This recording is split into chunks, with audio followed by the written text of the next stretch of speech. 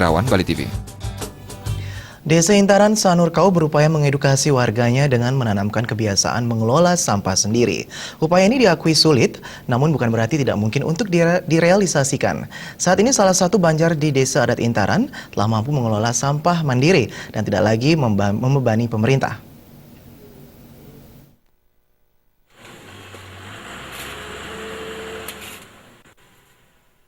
Sampah seringkali dipandang sebelah mata oleh sebagian orang.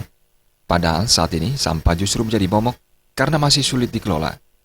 Melihat semakin meningkatnya volume sampah dari tahun ke tahun, Kelian Adat Banjar Dangin Peken Desa Intaran, Made Sunarto tergerak untuk berupaya menanamkan pendidikan pengelolaan sampah secara mandiri yang dimulai dari tingkat rumah tangga.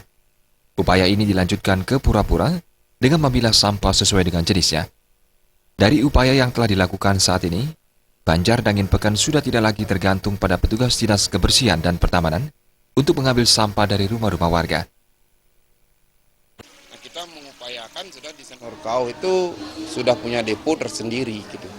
Jadi kita harapkan ke depannya pengelolaan sampah itu di Sanurkau sudah bisa mandiri, tidak membuat susah lagi pemerintah kota gitu. Kegiatan positif yang telah dilakukan Banjar Dangin Peken ini juga mulai ditanamkan pada semua banjar di Desa Adat Intaran Sanur.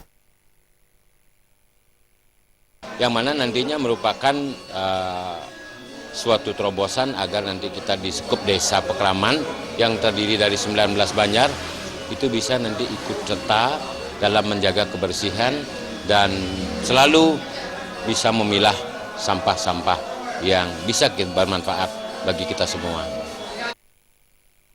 Dilengkapi dengan petugas khusus dan depo sampah, pengelolaan sampah secara mandiri ini diharapkan bisa terus dilakukan.